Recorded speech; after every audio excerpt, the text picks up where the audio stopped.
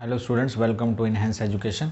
आज हम बात करेंगे वेलोसिटी और एक्सेलरेशन में जो हमने पीछे डिफरेंशिएशन की हेल्प से इंस्टेंटेनियस वेलोसिटी और एक्सेलरेशन का फार्मूला ड्राइव किया था, जिसमें हम अगर हमारे पास डिस्प्लेसमेंट है तो हम वेलोसिटी निकाल सकते थे। ठीक है, इस तरीके से अगर हमारे पास वेलोसिटी है तो हम एक्सेलरेशन निकाल सकते हैं। नहीं, हम डिस्प्लेसमेंट से वेलोसिटी निकाल सकते हैं, वेलोसिटी से एक्सेलरेशन निकाल सकते हैं। उसमें हमें यूज़ किया था डिफरेंशिएशन, यानी हमको डिस्प्लेसमेंट को क्या करना था, डिफरेंशिएट करना था विथ रिस्पेक्ट टू टाइम, और इस केस में हमें वेलोसिटी को करना था विथ रिस्पेक्ट टू टाइम। तो हम ऐसा कर सकते हैं, है ना। हम डिस्प्लेसमेंट से इधर जा सकते हैं, हम वेलोसिटी से एक्सेलरेशन पे जा सकते हैं। लेकिन अगर आपको कोई क्वेश्चन गिवन हो जिसके अंदर आपको वेलोसिटी गिवन हो, है ना, पहले से ही गिवन हो, और आपको डिस्प्लेसमेंट निकालना हो, यानी वापस आपको यहाँ से यहाँ जाना है, या आपको एक्सेलरेशन गिवन है, आपको वेलोसिटी पे आना है, तो आप इन फॉर्मूले की वहाँ पर कोई फ़ायदा नहीं होगा, वो आप कैलकुलेट नहीं कर सकते। तो उस चीज़ को कैलकुलेट करने के लिए, यानी वेलोसिटी से वापस डिस्प्लेसमेंट और एक्सेलरेशन गिवन हो तो वेलोसिटी निकाल सकें, इसके लिए हमें एक रिवर्स प्रोसेस सीखना होगा डिफरेंशिएशन का, जिसको आज हम करेंगे। इसको हम कहते हैं इंटीग्रेशन। तो ये मैथमेटिक्स का एक टूल है जिसकी हेल्प से हम बहुत सी जगह पर जो यूज़ होंगे आपका फिज़िक्स के अंदर, उतना ही मैं आपको आज बता दूंगा, जिसकी हेल्प से हम आगे का काम कर सकते हैं। यानी हम फिज़िक्स के अंदर जो मैंने अभी आपको बातें बताई हैं वो हम कैलकुलेट कर सकते हैं। तो ये टॉपिक हम पढ़ लेते हैं आज, इंटीग्रेशन। इसमें देखते हैं कि क्या क्या चीज़ें हैं। ये मैथमेटिक्स में आता है, 12th क्लास में सेकंड बुक के अंदर है, जहाँ पर मैथमेटिक्स के जो स्टूडेंट्स हैं वो इसको डिटेल में पढ़ेंगे। लेकिन हम इसका छोटा सा एक इतना यूज़ सीखेंगे ताकि हम फिज़िक्स में इस चीज़ को आगे समझ पाएँ। डिफरेंशिएशन समझ गए अगर आप, तो ये रिवर्स प्रोसेस होता है students. It is a reverse process of differentiation. यहाँ से आपको बात भी समझ में आएगी, क्योंकि आप अगर कुछ स्टूडेंट हैं जो बायो के हैं, मैथमेटिक्स नहीं जानते, तो आपको हेल्प मिलेगी कि डिफरेंशिएशन तो आप पढ़ चुके हैं, उसको आपको रिवर्स प्रोसेस करना पड़ेगा। ठीक है, रिवर्स ऑफ डिफरेंशिएशन होता है। कहने का मतलब ये है कि अगर आपको दिया हुआ है कोई फंक्शन जिसको हम डिफरेंशिएट करते हैं, ठीक है ना, यहाँ y की जगह मैं fx ही लिख रहा हूँ, fx, और इसको अगर आप डिफरेंशिएट करेंगे तो डिफरेंशिएट होने के बाद यहाँ डैश लगाते हैं, जिसका मतलब होता है कि इस फंक्शन का एक बार डिफरेंशिएशन हो चुका है। इसका मतलब क्या है, इट इज़ अ, है ना, ये है क्या, इट इज़ अ डेरिवेटिव, ये डेरिवेटिव बोलते हैं इसको, है ना, डेरिवेटिव ऑफ किसका, fx का हो रहा है विथ रिस्पेक्ट टू x, ऐसे बोलते हैं इसको, derivative of fx with respect to x। अब हमने कहा कि इसका रिवर्स प्रोसेस होगा, यानी अब हम अगर डिफरेंशिएट करने के बाद जो फंक्शन आया है, यानी इसको हम f डैश x लिख रहे हैं, है ना, इसका डिफरेंशिएशन हो चुका है। इसके ऊपर अगर मैं ये लगाता हूँ, जो ये आपको s की तरह दिखाई दे रहा है, एक स्ट्रेस्ड, हम जैसे s को खींच दिया हो, तो सही समझिए ये s है, और ये s से ही बना हुआ है ना, इसको हम इंटीग्रेशन साइन कहते हैं, और यहाँ पर हम लिखते हैं dx। इस तरह से लिखा जाता है, यहाँ dx नीचे और इंटीग्रेशन में ऊपर लिखा जाता है। तो ये हमने क्या कर दिया, अब इंटीग्रेट कर दिया f डैश x को, तो ये हमें वापस वही फंक्शन देता है जिसका हमने डिफरेंशिएशन किया था, इसलिए इसको हम रिवर्स ऑफ इंटीग्रेशन कहते हैं। ठीक है, अब इसको हम बोलेंगे कैसे, इसको हम ऐसे बोलेंगे, इट इज़ इंटीग्रेशन किसका, इंटीग्रेशन ऑफ, यहाँ पर f डैश का, f डैश x का इंटीग्रेशन किया है हमने विथ रिस्पेक्ट टू x। ठीक है ना, यहाँ भी x है, यहाँ भी x है, विथ रिस्पेक्ट टू x। तो इस तरह से पहली बात, एक तरह से आप इसको ऐसे समझ सकते हैं कि ये इसका जो है रिवर्स प्रोसेस है। लेकिन चलिए, क्योंकि डिफरेंशिएशन के रिस्पेक्ट में आपने जान लिया, लेकिन आपको अगर खुद फील लाना है कि आखिर ये डिफरेंशिएशन है क्या, तो इसका बेसिकली जो इंटीग्रेशन जो हम पढ़ रहे हैं, अगर आपसे वैसे पूछा जाए कि आप बताइए इंटीग्रेशन किसको कहते हैं, तो इंटीग्रेशन इज़ समेशन शायद जानते होंगे आप चीज़ों को ऐड करते हैं, तो उन चीज़ों को ऐड करने के लिए हम सभी को ऐड करते हैं, तो इस साइन का यूज़ करते हैं, इसको बोलते हैं समेशन साइन। यानी आपको कुछ नंबर ऑफ़ क्वांटिटीज़ को ऐड करना है, 1 के 1 बाई 1, तो हम समेशन का यूज़ करते हैं। तो यहाँ ये जो काम है इंटीग्रेशन का वो यही है, और ये जो s है, जो इसका s, इसी s को थोड़ा सा बढ़ा दिया गया है, तो ये साइन ऑफ इंटीग्रेशन बन गया, साइन ऑफ इंटीग्रेशन। तो यहीं से आया है, ये जो साइन है इंटीग्रेशन का ये समेशन से ही निकला है। तो आपका सबसे पहला जो फीलिंग जो आनी चाहिए इंटीग्रेशन को कि आप सम कर रहे हो किसी क्वांटिटी का, ठीक है। अब ये जो इंटीग्रेशन है थोड़ा सा इसमें हम एक बात करेंगे डेफिनेट इंटीग्रल, क्योंकि जो मैंने अभी आपको बताया कि इंटीग्रेशन आपने किया जितना भी ये जो आपकी वैल्यूज़ आएंगी ये सारी इनडेफिनेट इंटीग्रल होता है, लेकिन डेफिनेट इंटीग्रल हमें चाहिए, यानी हमें कोई वैल्यू निकालनी है तो हम उसके लिए डेफिनेट इंटीग्रल निकालते हैं। अब ये डेफिनेट इंटीग्रल होता क्या है ये समझ लीजिए। देखिए अगर हम किसी का भी इंटीग्रेट करते हैं ना, इफ़ वी इंटीग्रेट किसी भी फंक्शन को अगर हम इंटीग्रेट करें और फंक्शन है ना, कोई भी फंक्शन हो, फंक्शन जैसे F x between two definite, दो आपको पता होनी चाहिए टू डेफिनेट लिमिट्स, अगर लिमिट लगा दो आपके यहाँ से यहाँ तक आपको इंटीग्रेट करना है तो इसी को हम डेफिनेट इंटीग्रल बोलते हैं, ठीक। जैसे अगर हमने इंटीग्रेट किया एफ डैश एक्स को किया अभी आपके सामने और यहाँ हमने ऐसे किया, तो इसको डेफिनेट बनाने के लिए मुझे क्या करना पड़ेगा, दो लिमिट लगानी पड़ेंगी और लिमिट हम यहाँ लगाते हैं ए बी। जो ऊपर लगती है ऊपर की वजह से इसको बोलते हैं अपर लिमिट और जो नीचे लगती है इसको बोलते हैं लोअर लिमिट। बस ये आपका बन गया डेफिनेट। तो इसको अप्लाई कैसे किया जाता है, जब हमको पता है कि डिफरेंशिएशन का था पार्ट था तो ये हो जाएगा आपका एफ एक्स सिंपल। तो पहले तो आपको इंटीग्रेट करना पड़ेगा, यहाँ पर अभी लिमिट का कोई रोल नहीं है इंटीग्रेशन में। जब इंटीग्रेट हो जाएगा तो हम इसकी वैल्यू वेरिएबल में रखते हैं ए बी।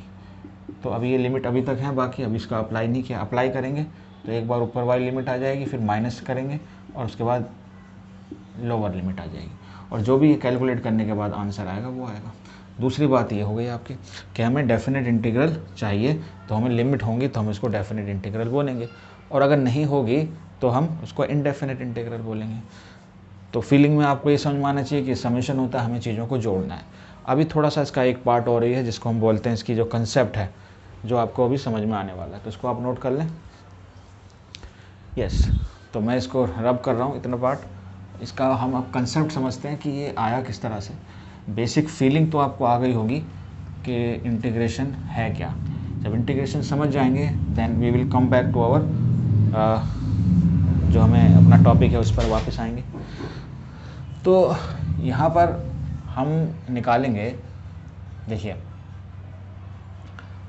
इसका कंसेप्ट अगर समझें तो मैं इसको कंसेप्ट को समझाने के लिए आपको यहाँ एक ग्राफिकल मेथड ले लेता हूँ, ठीक है। ये ग्राफिकल मेथड है। अब यहाँ पर ये आपका x है, ये आपका y है। तो मान लीजिए कोई आपको ऐसे कर्व दिया हुआ है, ठीक है ना। ये सम फंक्शन है, ये फंक्शन ऑफ एफ एक्स। अगर मैं किसी दो पॉइंट्स के ऊपर, मान लीजिए एक ये पॉइंट ले लेता हूँ मैं यहाँ पर, और यहाँ पर ये कर्व जा रहा है, यहाँ कहीं से स्टार्ट होता है कहीं एंड होता है, लेकिन यहाँ मैं एक स्टार्ट करता हूँ इनिशियल, इसको बोलता हूँ X I equal to A and X F यानी final is equal to B, ठीक है। मैंने बोला ये आपकी एक्स एक्सिस है, ये आपका वाई ग्राफ है। अब इसके अंदर हम छोटे छोटे स्ट्रिप्स काट देते हैं, मान लीजिए स्ट्रिप्स, छोटी छोटी स्ट्रिप्स हो गई, और ये स्ट्रिप्स ऐसी हैं कि सबका जो एरिया जो विड्थ होनी चाहिए वो डेल्टा एक्स है। डेल्टा क्या होता है, स्मॉल चेंज, यानी ये एक्स एक्सिस पर है तो यहाँ कुछ वैल्यू होगी, इसमें कुछ इंक्रीमेंट किया कितना डेल्टा एक्स, तो सभी डेल्टा एक्स है, ठीक है। पहला जो स्ट्रिप है इसको हम बोलते हैं, मान लीजिए पहली स्ट्रिप जो हो गई वो हो गई A1, दूसरी हो गई A2, फिर हो गई A3, इस तरह से हो गई। यानी सभी स्ट्रिप जो हैं उनकी जो विड्थ है वो बराबर है। तो ये हमारा कोई इसमें से कोई एक हम कंसिडर कर लेते हैं, मान लीजिए इस स्ट्रिप को ले लेते हैं, ठीक है। तो हम यहाँ समझा रहे हैं आपको इंटीग्रेशन का कंसेप्ट। थोड़ा सा अगर समझ में आ जाए तो अच्छी बात है इस टाइम पॉइंट पर। अगर मैं इस स्ट्रिप को लेता हूँ तो ये मेरा एलिमेंट हो गया, तो एरिया क्या हो गया इसका, एरिया ऑफ स्मॉल एलिमेंट, ठीक। इसका स्मॉल एलिमेंट का एरिया क्या हो गया, इसको मैं बोलता हूँ डेल्टा ए सपोज, है ना। A1 A2 A3 इस तरह से मैं किसी पर्टिकुलर का बोलता हूँ A। तो यहाँ पर ये एक रेक्टेंगल आपको लगेगा कि रेक्टेंगल की तरह है, जिसकी कुछ लंबाई है और कुछ लंबाई और चौड़ाई दोनों है। तो यहाँ पर ये जो वैल्यू है आप देख रहे हो ये वेरी कर रही है यहाँ से यहाँ तक, लेकिन कम अगर हम इस को देखें कि जो पूरा y की जो वैल्यू है उसके अंदर बहुत ज़्यादा वेरिएशन है। लेकिन अगर आप हम इसको और छोटा कर दें, अगर हम और छोटा कर दें तो आप देखोगे फिर ये बहुत स्ट्रेट लाइन ही लगेगा, यानी हमें बहुत छोटे पार्ट का लेना है। तो छोटे पार्ट का लेंगे तो इसका एरिया ऑफ ट्रायंगल के अकॉर्डिंग ये कितना हो जाएगा, ये वैल्यू हो जाएगी y, है ना, और इसकी विड्थ हो जाएगी डेल्टा x, ये हो जाएगा। तो टोटल एरिया अगर निकालें, total area from xi to xf, मतलब क्या कि यहाँ से चले हम और यहाँ तक गए तो इसके अंदर ये पूरा एरिया यहाँ तक के अंदर जो आएगा, यानी ये पूरा एरिया हमें निकालना। तो क्या होगा, तो इसके अंदर जितने भी हमारे पास एलिमेंट्स हैं, जितने भी एलिमेंटल एरियाज़, हम सबको जोड़ना पड़ेगा। तो इसको अगर हम बोलते हैं कैपिटल A, और ये हो जाता है हमारा A1 plus A2 plus A3, ऐसे चलते चलते हमारे पास सपोज़ n एलिमेंट्स हैं इसके अंदर। तो हमारी मर्ज़ी है हम इसको कितने एलिमेंट्स में डिवाइड करें। तो अगर हम एलिमेंट्स, नंबर ऑफ़ एलिमेंट्स बढ़ा देंगे तो क्या होगा, यानी अभी मान लीजिए इतना है डेल्टा x, अगर मैं इसको और पास कर दूंगा यानी n नंबर ऑफ़ एलिमेंट्स बढ़ा दूंगा तो डेल्टा x और छोटा हो जाएगा, और बढ़ाऊंगा तो और छोटा हो जाएगा। यानी अगर मैं इस n को कहाँ ले जाऊँ, इन्फिनिटी तक ले जाऊँ, तो डेल्टा x का साइज़ कितना हो जाएगा, अप्रोचेस टू 0, यानी बहुत ज़्यादा बढ़ा दिया तो ये बहुत 0 हो गया। यानी डेल्टा x को, क्योंकि ये फाइनाइट चेंज है तो हम इसको ऐसे लिखते हैं dx। ये जो होता है वेरी स्मॉल के लिए यूज़ किया जाता है, वेरी स्मॉल। डी का मतलब भी चेंज होता है, डेल्टा का मतलब भी चेंज होता है। ये एक फाइनाइट चेंज होता है, ये एक इनफाइनाइटेसिमली वेरी स्मॉल, बहुत ही छोटा चेंज होता है, तो ये कन्वर्ट हो जाता है इसमें। तो हम जो टोटल एरिया जो हमारा आया था, हम इसको ऐसे लिख सकते हैं समेशन xi टू xf, है ना, और यहाँ पर जो आपका एरिया है ये डेल्टा a, है ना, डेल्टा a। तो ये हो गया आपका xi टू xf, और यहाँ हम लिखेंगे y इंटू डेल्टा x। अच्छा, अगर हम क्या करते हैं, अब n अप्रोचेस टू इन्फिनिटी, तो delta x can be written as dx।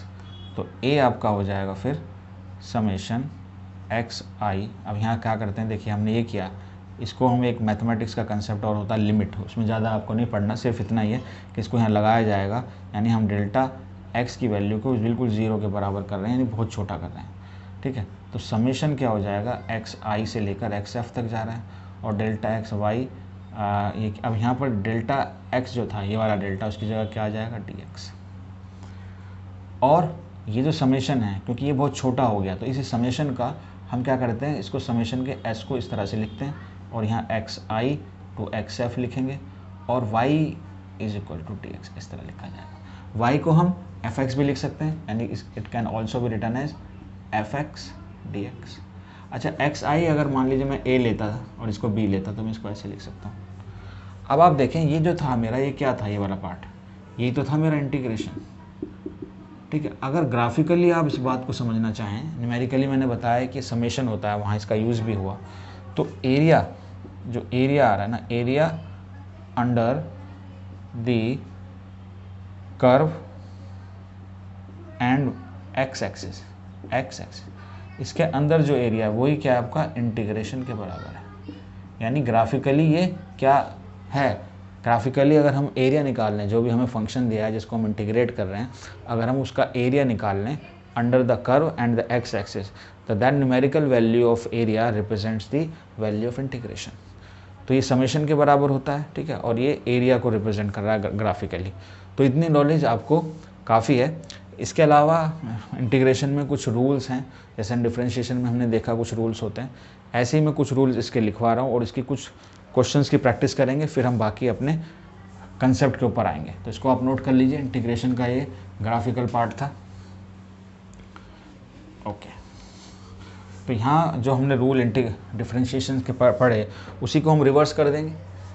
यानी पहला जो है हमारा फर्स्ट, हमने एक पढ़ा था d/dx x की पावर n, तो ये हो जाता था हमारा n x की पावर n-1। इसी को अगर आप इंटीग्रेशन करें किसका, x की पावर n का, तो इसका फॉर्मूला होता है आपका x की पावर n+1, यहाँ ऐड कर दो और यहाँ डिवाइड कर दो। यहाँ मल्टीप्लाई होता था और एक कम हो जाते थे, यहाँ पर एक बढ़ जाती है लेकिन डिवाइड करना पड़ता है।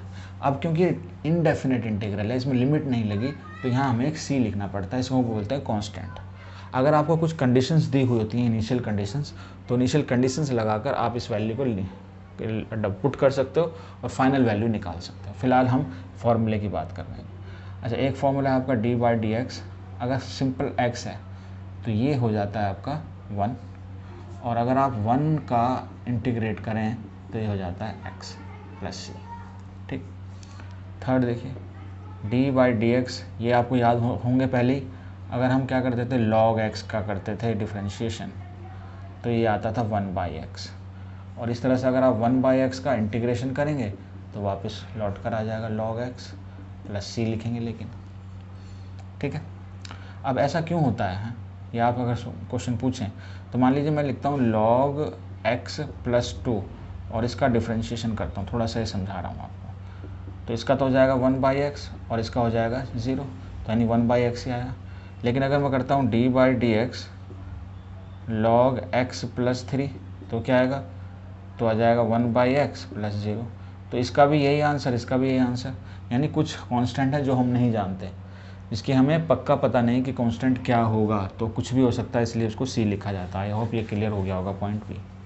चलिए फोर्थ देखिए, एक फंक्शन था जिसको हम अगर डिफ्रेंशिएट करें तो उसमें कोई फ़र्क नहीं पड़ता, यही रहता है वो, इसलिए अगर इसको इंटीग्रेट करो तब भी यही रहेगा, लेकिन यहाँ पर कुछ साइन ऑफ कांस्टेंट आएगा। अब कुछ ट्रिग्नोमेट्रिक फंक्शन लेते हैं।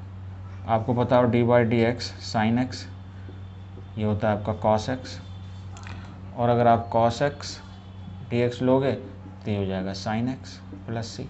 नोट करते रहिए इसको।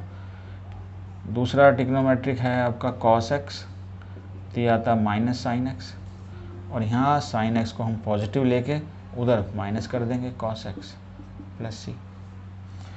7 d by d x is equal to 10x, तो ये क्या हो जाता है स्टूडेंट्स, ये हो जाता है सेक स्क्वायर एक्स, और यहाँ पर हम sec square x d x करते हैं तो ये आपका 10x प्लस सी हो जाएगा। 8 d by d x cosec x, तो जाता है minus cosec x sec x, ये है। और अगर हम करेंगे sec cosec x sec x, cosec x sec x, तो हो जाएगा माइनस कॉसेक एक्स। ठीक है। और हम एक लिखेंगे यहाँ पर, ये हो गया 10x हो गया, सेक एक्स का क्या था, डिफ्रेंशिएशन लेते हैं पहले, डी बाई डी एक्स, ये आपका 9 सेक एक्स, ये होता था आपका सेक एक्स 10x, तो इंटीग्रेट करें अगर हम सेक एक्स 10x, ठीक है, dx, तो ये आएगा आपका सेक एक्स प्लस सी।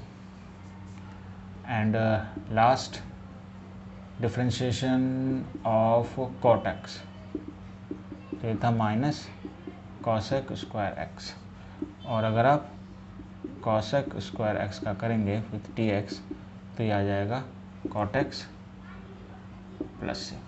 तो ये कुछ क्वेश्चन हैं, मैंने 10 रूल लिखवाए, ये सफिशिएंट होंगे आपके लिए। आप इसको यूज़ करेंगे तो इंटीग्रेशन आपको अच्छी तरह से समझ में आएगा, और मैंने सबको डिफरेंशिएशन के साथ लिखा है ताकि आप कनेक्ट कर पाएँ। तो ये फॉर्मूले सारे यूज़ कर लीजिए, इसके बाद हम कुछ क्वेश्चंस की प्रैक्टिस करते हैं इसकी। हम कुछ प्रैक्टिस करते हैं इंटीग्रेशन के ऊपर। पहला मैं इंटीग्रेट करता हूँ, जैसे एक मेरे पास है 5 स्क्वायर माइनस 3x प्लस 2, ठीक है, और इसको हम इंटीग्रेट करेंगे विद रिस्पेक्ट टू dx, तो इस सभी के साथ है, यानी इसको मैं ऐसे ले सकता हूँ। ठीक है, ये मेरा नंबर 1 हो गया। तो इसको आप इंटीग्रेट करें, फार्मूला लगाइए, आप पहले फार्मूले को देख लीजिए, है ना, ऐसा नहीं कि मेरे पीछे आपको ऐसे करना है आँख मीच कर।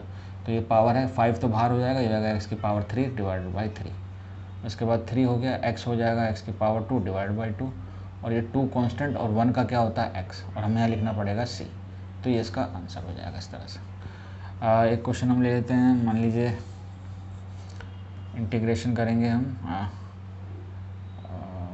Suppose x square minus sine x plus 2 by x, है ना, डी, इसका करते हैं। चलिए, तो इसको करेंगे तो हो जाएगा x की पावर 3 डिवाइड बाई 3, साइन का क्या होता है, जैसे हमने उसमें कर दिया साइन का कॉस होता है और कॉस का साइन का डिफ्रेंशिएशन क्या होता था कॉस एक्स, और साइन का हो जाएगा माइनस, तो हो जाएगा प्लस कॉस एक्स, और ये 2 बाहर आ जाएगा, 1/x का कितना हो जाएगा लॉग एक्स, और यहाँ प्लस सी, तो ये आंसर हो जाएगा आपका।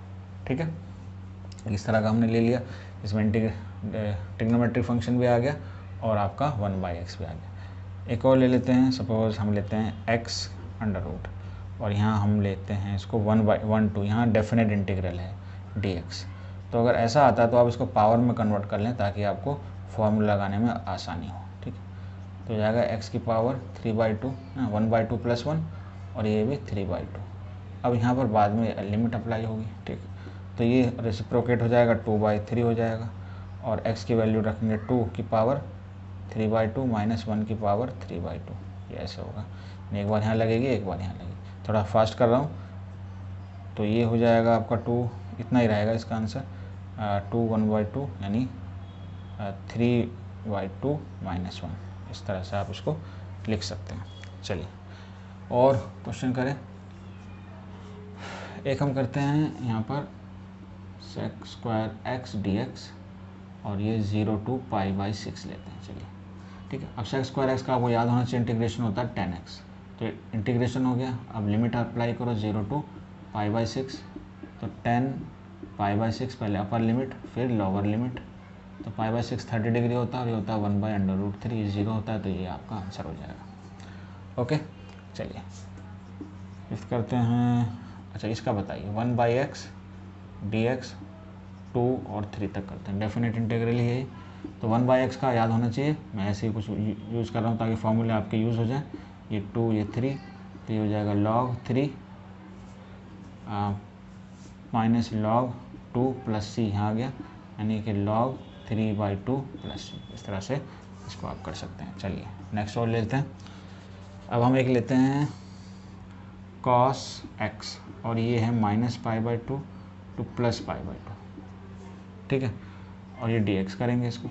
तो cos का क्या होगा इंटीग्रेशन, cos का डिफ्रेंशिएशन माइनस होता है ना, तो ये होगा प्लस, तो हो जाएगा आपका sin x, और ये हो जाएगा π/2 यानी कि sin π/2 माइनस sin -π/2।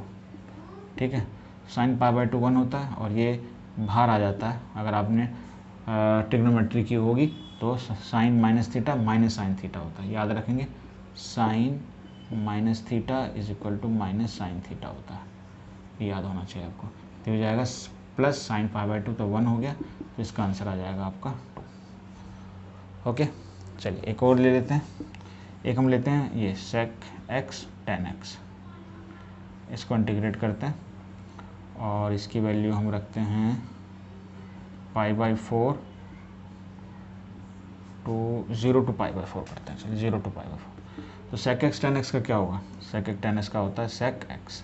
ठीक है, और इस पर आप लगाएंगे लिमिट 0 to π/4। चलिए लगाइए, तो हो जाएगा sec π/4 - sec 0। sec π/4 क्या होगा √2, और sec 0 क्या हो जाएगा, sec 0 हो जाएगा 1, तो माइनस, तो ये आंसर हो जाएगा। तो आई थिंक इतने क्वेश्चन आपने अगर समझे हैं आराम से, तो सारे ये फॉर्मूला बेस्ड हैं। तो अब हम यहाँ इस टॉपिक को तो रोकते हैं और अपना असली जो टॉपिक है हमारा, ठीक है ना, वेलोसिटी, इंस्टेंटेनियस वेलोसिटी, एक्सेलरेशन, इसको पे हम वापस आते हैं। तो इनको आप नोट कर लें, ये आपको और प्रैक्टिस करें इस तरह के क्वेश्चन, ताकि आप थोड़ा यूज्ड हो जाएं इंटीग्रेशन के साथ। तो इंटीग्रेशन समझने के बाद अब हम क्या पढ़ा है, हम अभी तक हमने आपको अब तक पढ़ा है इक्वेशंस ऑफ डिफरेंशिएशन तक हम समझ चुके थे। ठीक है, इसमें हमने डिफरेंशिएशन भी पढ़ा था, और इससे रिलेटेड हमने जो निकाली थी अपनी इक्वेशंस, पहली थी हमारी v विच इज़ ds/dt। ठीक है, और दूसरी हमने पढ़ी थी एक्सेलरेशन विच इज़ dv/dt। यहाँ पर अगर v लिखा है तो उसका मतलब है इंस्टेंटेनियस वेलोसिटी, a का मतलब सिंपली है इंस्टेंटेनियस एक्सेलरेशन। तो ये हम जानते हैं, ठीक है ना। ये हमारे पास पहले है डिफरेंशिएशन के हिसाब से, इसको हम इक्वेशन ऑफ डिफरेंशिएशन बोल सकते हैं। इसको हमने थोड़ा सा और सॉल्व किया था तो हमारे पास ये भी आया था v d v by d s, ठीक है, इसको ऐसे भी हम याद रखते हैं। अब क्योंकि हमें इंटीग्रेशन आ गया है तो हम वहाँ इंटीग्रेशन का यूज़ की तरफ चलेंगे, यानी इसको हम कैसे लिख सकते हैं, इसको हम लिख सकते हैं d s by v d t, और यहाँ पर दोनों तरफ हम इंटीग्रेशन ले लें। जब ऐसा करेंगे तो हमें क्या मिलेगा, there is some change in this d s, ये हो जाएगा आपका वी डी टी, ये आपकी इक्वेशन बनेगी। और ऐसा होने से होगा क्या, ऐसा करने से अब आपके पास ये होगा कि जब आपके पास s था उसको आपने डिफ्रेंशिएट किया तो आपको v मिल गया, लेकिन यहाँ पर अगर आपके पास v है उसको आप इंटीग्रेट करोगे तो आपको s मिल जाएगा, यानी डिस्प्लेसमेंट मिल जाएगा। तो इंटीग्रेशन से हमें ये फ़ायदा होगा। इसकी तरफ अगर आएँ तो यहाँ पर हम इसको लिख सकते हैं d v is equal to a d t, है ना, रीअरेंज करेंगे और दोनों तरफ इंटीग्रेशन ले लें तो हमारे पास आ जाएगा some change in velocity which is equal to integration of a d t. तो आपकी दूसरी इक्वेशन ये बनेगी, ठीक है। इसी तरीके से जब हम इसको करेंगे तो इसको भी हम इस तरह से इंटीग्रेट कर सकते हैं। तो ये आ जाएगा आपका a d s v d v, इसको आप इंटीग्रेट कीजिए तो ये हो जाएगा आपका v d v is equal to a d s, ये। तो आप इसको तीसरी इक्वेशन ये बोल सकते हो। तो तीनों इक्वेशन ही इनसे आई हैं। हमने इसको क्या किया, जो हमारे पास फंक्शन थे उसको रेसिप्रोकल कर दिया, उसका इंटीग्रेशन कर दिया। तो इनको हम बोलते हैं equations of integration, equations of integrations. तो ये आपकी तीन इक्वेशन कह लो इस तरह की आएंगी, ओके। अब हम इसके ऊपर बेस्ड क्वेश्चन करेंगे जहाँ हमें ऐसी ज़रूरत पड़ेगी कि हमें वेलोसिटी दी हो और हमें डिस्प्लेसमेंट निकालना हो। तो कुछ इलस्ट्रेशन ले सकते हैं, कुछ एग्जांपल लेते हैं। तो पहला एग्जांपल, अच्छा थोड़ा यहाँ इसको फाइनल कर देते हैं। देखिए, अगर हमारे पास S है, ठीक है, हमारे पास S है और हमें V चाहिए, थोड़ा यहाँ दूर बना देते हैं इसको, हमें V चाहिए, ठीक है, और हमारे पास V है और हमें A चाहिए यानी एक्सेलरेशन चाहिए। तो ऐसे जाएंगे हम, तो ऐसे जाने के लिए हमें क्या यूज़ करना पड़ेगा, डिफरेंशिएशन का यूज़ करना पड़ेगा, V से हमें A जाना है यानी हमें V मालूम है और हमें A निकालना है, यानी इस तरह जाना है। तो हमें फिर दोबारा इसके लिए भी डिफरेंशिएशन की ज़रूरत पड़ेगी, लेकिन हमें A मालूम है और हमें V पर आना है वापस। तो यहाँ का क्या कैसे जाना पड़ेगा, हमें इसका इंटीग्रेशन की ज़रूरत पड़ेगी, ठीक है। और V पता है हमें S निकालना है, तो यहाँ भी हमें इंटीग्रेशन की ज़रूरत पड़ेगी। तो ये डिफरेंशिएशन और इंटीग्रेशन आपको ऐसे ले जाती है और इंटीग्रेशन वापस आपको ऐसे लाती है, बस यहाँ इसका काम ख़त्म हो जाता है। और भी डिफरेंशिएशन और इंटीग्रेशन के यूज़ तो होते रहेंगे, सीख लिया है तो वो आपके काम आएगा। तो ये पूरी पिक्चर थी कि हमने डिफरेंशिएशन और इंटीग्रेशन फ़िलहाल अभी क्यों सीखा। तो इसको आप नोट करें और हम अब कराएंगे इसके कुछ एग्जाम्पल्स। चलिए, तो देखते हैं कि किस तरह से ये वाले फॉर्मूले काम करेंगे। तो एग्ज़ाम्पल से आपको क्लियर होगा और इस तरह के क्वेश्चन आप कर भी पाएंगे। तो पहला एग्ज़ाम्पल इसका हम ले लेते हैं। अगर हमारे पास मान लीजिए हमें दिया हुआ है वेलोसिटी दिया है, हमें सपोज 10 + 5t - t² ऐसे दिया है। अब हमें वेलोसिटी पहले दिया और हमें क्या करना है, फाइंड S यानी डिस्प्लेसमेंट एट टाइम 2 सेकंड पे हमें डिस्प्लेसमेंट निकालना है। तो यहाँ क्या करना पड़ेगा, इंटीग्रेशन का यूज़ करना पड़ेगा, यानी हम डेल्टा ऐसे लिखें या ऐसे लिखें तो ये क्या होता है, v dt ऐसे होता है, ठीक है। अब v की वैल्यू रख दो 10 + 5t - t² × dt। तो ये क्या होगा, ये हो जाएगा ये हो जाएगा आपका 10t, ये हो जाएगा 5t²/2, ये हो जाएगा t3/3 + c, ओके। हमें निकालना है find S at time 2 second, है ना। तो at t is equal to 0, s is equal to 0, यानी जब टाइम 0 था तो डिस्प्लेसमेंट भी 0 था। अब यहाँ पर एक चीज़ और बता दूँ कि ये जो c की वैल्यू है यहाँ हम निकाल सकते हैं, क्योंकि हमें यहाँ कंडीशन दी हुई है, तो इस कंडीशन का यूज़ कर कर ये c निकल जाएगा, है ना। तो एट हम अभी क्या कर रहे हैं, c निकाल रहे हैं, t0 s is equal to 0, तो ये 0 हो गया, ये टाइम t0 ये 0 ये सब 0 हो जाएगा, 0 प्लस 0 ये माइनस 0 प्लस c, तो यहाँ से c की वैल्यू क्या आएगी, 0 आएगी, तो ये 0 आई 0 रही है, तो इसको हम इग्नोर कर सकते हैं।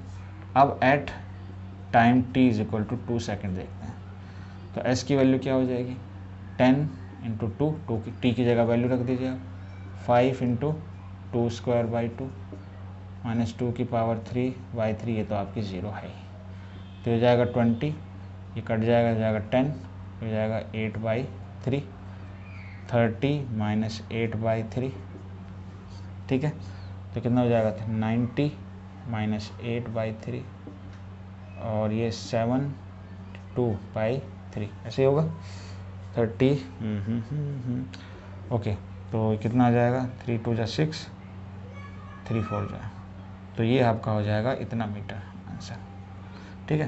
तो ये आपका पहला इसका एग्जांपल है जिसमें आपने देखा कि इंटीग्रेशन का किस तरह से यूज़ हुआ है। चलिए अब हम एग्जांपल्स लेते हैं एक और, इसको नोट कर लीजिए आप। देखिए सेकंड एग्जांपल क्या लें, ऐसे ही ले लेते हैं। एग्जांपल 2 मान लीजिए मैं लेता हूँ आपका 9 plus 6t plus 3t square, है ना, dt, सॉरी ये हमें लेना है v हमारा है 9 plus 6t plus 3t square, है ना। हमें क्या करना, फाइंड डिस्प्लेसमेंट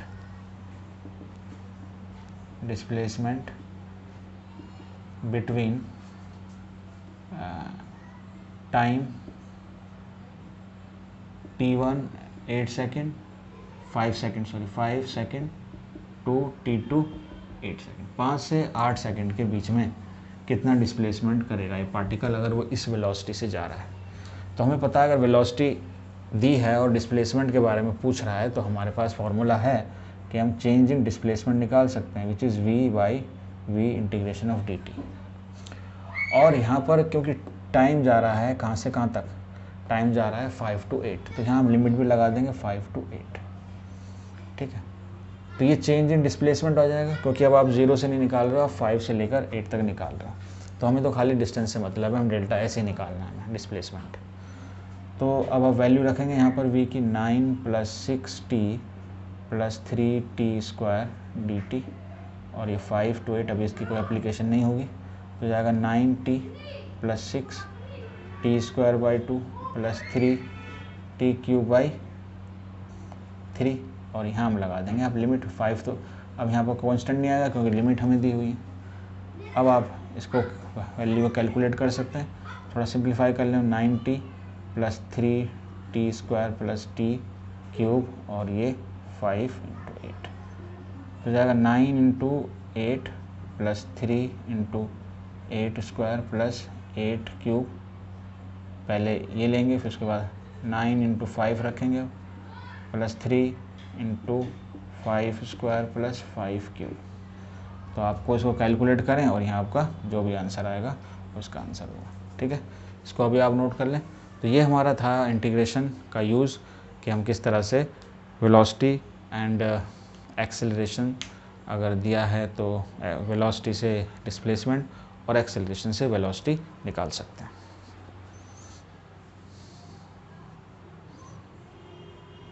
क्वेश्चन हम करते हैं एक्सेलरेशन जिसमें दिया हो, ये हमारा एग्जांपल 3 होगा। मान लीजिए हमें एक्सेलरेशन दिया हुआ है 3t square plus 2t plus 2, ठीक है, और हमारे पास वेलोसिटी है 2 मीटर पर सेकेंड, ठीक है ना, व्हेन टाइम जो है आपका है 0, टाइम t 0 पर इतनी है। तो आपको बताना है कि what is the velocity at time 2 second पर क्या वेलोसिटी होगी, ये आपको बताना है। तो हमें एक्सेलरेशन दिया है उससे वेलोसिटी निकालनी है, तो इंटीग्रेशन वाला हम फार्मूला यूज़ करेंगे, यानी v is equal to a dt, ठीक है। अब लिमिट हमारी टाइम की दी हुई है, यानी 0 से लेकर 2 तक जा रही है, ठीक है। और यहाँ पर ये डेल्टा है तो ये हो जाएगा आपका, मान लीजिए हमारा V1 है और ये V2 है ना। ये आपका टाइम T1 है और ये आपका टाइम T2 है, ठीक। तो इसकी लिमिट को हम पहले ऐसे ही लगा लें, यहाँ ये T1 है और ये T2 है, तो ये जो है आपका हो जाएगा V2 माइनस V1, और अब ये वैल्यू हो जाएगी 0 और ये 2, a आ जाएगा हमारा 3t² प्लस 2t प्लस 2 और ये dt हो गया। अब इसको आप कर दीजिए कैलकुलेट, तो हो जाएगा t³/3 plus 2t² by 2 plus 2t, ये आपकी लिमिट लगेंगी 0 से 2 तक। तो ये सिंपल हो जाएगा, t³ t², ये 2t रहेगा है ना, और ये 0 2। अच्छा V2 हमारा क्या है, V2 है जो हमें निकालना है, और V1 हमारा कितना है, 2 है। तो पहले इसको कैलकुलेट कर लें, तो ये 2 की वैल्यू रखेंगे तो हो जाएगा 8, ये हो जाएगा 4, ये भी हो जाएगा 4, और अगर आप 0 रखेंगे तो सारा 0 ही होने वाला है। तो ये हो जाएगा आपका 16 और ये V2, और ये इधर जाकर हो जाएगा 2, तो V2 जो हमें चाहिए वो हो जाएगा 18 मीटर पर सेकेंड। तो ये आपका आंसर हो जाएगा, इसको भी नोट कर लीजिए आप। और देखें सवाल, यहाँ पर एक्सेलरेशन जो है डिस्प्लेसमेंट के साथ दिया हुआ है। यहाँ पर देखें एक्सेलरेशन और टाइम में रिलेशन है, तो आपने निकाल लिया। लेकिन अगर क्वेश्चन इस तरह से दिया हो कि एक्सेलरेशन और डिस्प्लेसमेंट, या एस की जगह है यहाँ पर, ये डिस्प्लेसमेंट है, अगर ऐसा दिया हुआ है और एक्स जब आपका 0 हो तो आपका वेलोसिटी 0 होती है, और when x is equal to 2 metre हो तो वेलोसिटी यानी 2 ये क्या होगी, ये आपको बतानी है इसमें, ठीक है। ये रिलेशन दिया हुआ है एक्सेलरेशन और डिस्प्लेसमेंट में। व्हेन डिस्प्लेसमेंट इज 0 तो at the time velocity is 0, when displacement is 2 metre then at the time what would be the velocity. तो हमें V2 निकालना है। अब हमारे पास अगर फॉर्मूला देखें ये वाला, तो क्या इस फॉर्मूले की हेल्प से हो सकता है, हम एक ही जगह वैल्यू रख देंगे, लेकिन ये क्या हो जाएगा, तो अगर हम इसको निकालें तो डेल्टा V जो होगा वो हो जाएगा a dt, तो ये हो जाएगा a की वैल्यू हमारी है x², तो ये तो t के रिस्पेक्ट में होना चाहिए, तभी इसको हम इंटीग्रेट कर सकते हैं, तभी इसका इंटीग्रेशन नहीं हो पाएगा। तो अगर हम देखें कि a को हम क्या लिखते हैं, हम इसको लिखते हैं dv/dt लिखते हैं, ठीक है। इसको हम ऊपर ds, नीचे भी यहाँ पर x दिया हुआ तो dx, और नीचे भी dx से मल्टीप्लाई करें, तो ये बन जाता था dv, यानी अगर आप इसको लेंगे तो v हो जाएगा, और ये हो जाएगा dv/dx, तो यानी हो जाएगा a dx is equal to v dv, integrate कर दीजिए, तो v dv is equal to a dx ये हो जाएगा। अब ये x की रेस्पेक्ट में आएगा आपके पास फॉर्मूला, ठीक है। और यहाँ पर भी हम क्या करेंगे, v1 v2 x1 x2 ऐसे लगा देंगे, तो ये हो जाएगा आपका v²/2, और ये वैल्यू हो जाएंगे आपकी v1 v2, ठीक है। तो इसको हम अगर करें तो यहाँ पर आपका आ जाएगा x1 x2, और ये हो जाएगा x² dx, तो ये हो जाएगा x³/3, और ये लिमिट लगेंगी x1 x2, यहाँ भी लिमिट लगेगी, तो जाएगी v2² minus v1² divided by 2, और ये भी जाएगी आपकी x2³ minus x1³ divided by 3, ठीक है। अब देखिए यहाँ पर सारी वैल्यू आपको दी हुई है, ये x1 है, ये x2 है, वो v1 है, ये v2 है, तो यहाँ पर v1 तो 0 है, और ये v2² डिवाइडेड बाई 2 जो हमें निकालना है, x2³ यानी 2 का क्यूब तो हो जाएगा 8, और ये x1 0 है तो ये 0 हो जाएगा, ये बाई 3 हो जाएगा, ठीक है। यहाँ देखिए आप, तो ये जाएगा आपका v2² is equal to 16 into 3, ये 2 यहाँ मल्टीप्लाई होगा जाकर, तो हो जाएगा v2 इज इक्वल टू 4, अगर स्क्वायर रूट लेंगे √3 मीटर पर सेकेंड।